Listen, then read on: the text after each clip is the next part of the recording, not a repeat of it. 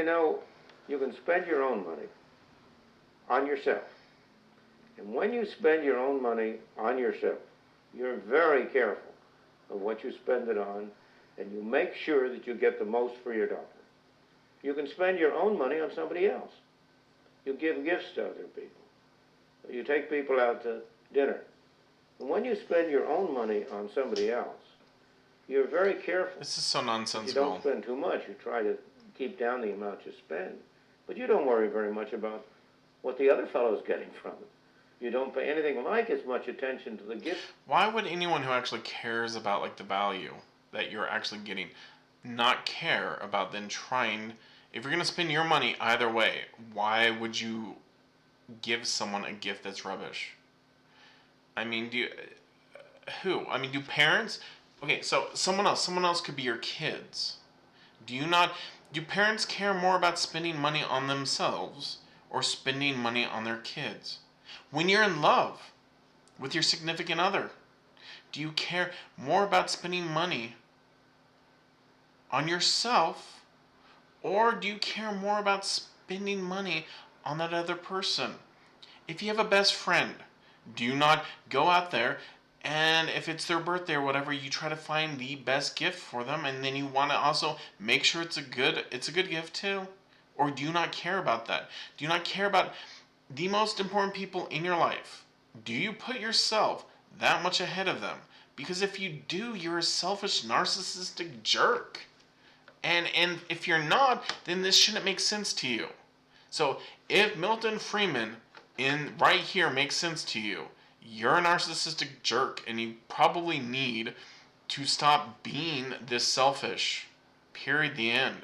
You should actually care probably more about the quality of everything you buy, and you shouldn't be like, oh well, it's for you, I'll just let it break in a week.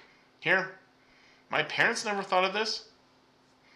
My mom used to be driven nuts when I was a kid, and I always wanted to be a swordsman. Because at that time, the swords would just be utterly rubbish and break so fast.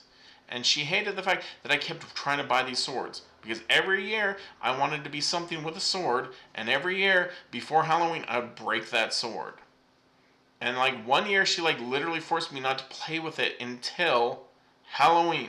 However, that year, I still broke it before Halloween, and it drove my mom nuts. I think that was the final straw in which she made me promise that she wouldn't have to buy me another sword, because she cared so much that I kept wanting something that was crap. So, I don't know who lives like this. Milton Friedman has some weird takes. You buy for other people. But he poses it as common sense. Or you could spend somebody else's money, as when you're spending the government's money.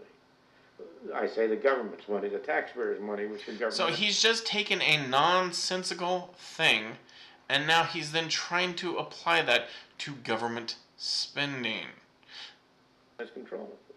Now you're spending somebody else's money. Let's say you're spending your boss's money. You're out to lunch on an expense account, but you're spending it on yourself. You're very careful that you get good things for your money.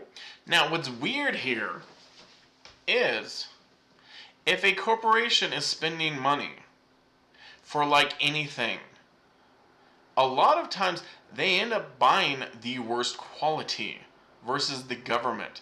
If the corporation buys a vehicle, it's trying to get the cheapest. It has nothing to do with the safest. It's not the best. It's whatever makes it the cheapest for the company. Even if you'll get in a crash and die or something, the corporation doesn't care about that. However, a lot of times, government has some regulations that restrict it from thinking like that. Not always, but more often than not, government will actually buy things used for other people and actually be better versus a corporation and their employees, whether if you want to believe that or not. However, he posits like, oh, isn't this common sense? No, it's pretty stupid to think that people only care about stuff when they buy it for themselves. And that is a pretty perverse, if you're like that, That's very narcissistic and gross. But okay. You try to have a good lunch and pick the right things, but you're not very much worried about whether you get the cheapest, spend all you want, and you'll be careless. Now, what happens when you spend somebody else's money on somebody else? You're Okay, even in the perverse way of this, um, when politicians take taxpayer funding and they go out to meals, no, they don't go out and get themselves a fancy meal and then if they're with someone, give them a hamburger from McDonald's later on.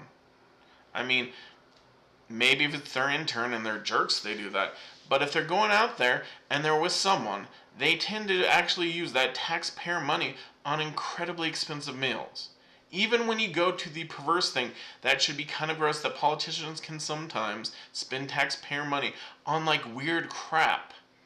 No, to their little BFFs, they'll spend that taxpayer money. It just depends on who they care about. And that's what you should be asking. Who does the politician care about? You, the voter, or their donor? Because I'm sorry to say it, the politicians who aren't actually caring about you, it's not because of anything else except for the most important people in their lives. The people that they care more about is their donors. And they'll make sure that any taxpayer funding, any money that they get from the government, will go and help them, their donors. If they go out and spend anything on the dime of the taxpayers, they will make sure that their little BFFs get the best for that money. However, if they're like that, then you, the voter, you, their constituents, no, you're going to get screwed. Okay?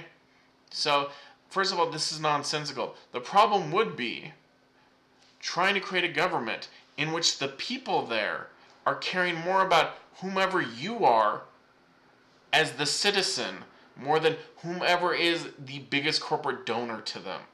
That would be the way to solve this. However, alright, you enjoy yourself. Keep acting like Milton Friedman is the most epic, brilliant man of all time, when half the stuff he says is nonsensical, postulated as common sense. God bless, take care.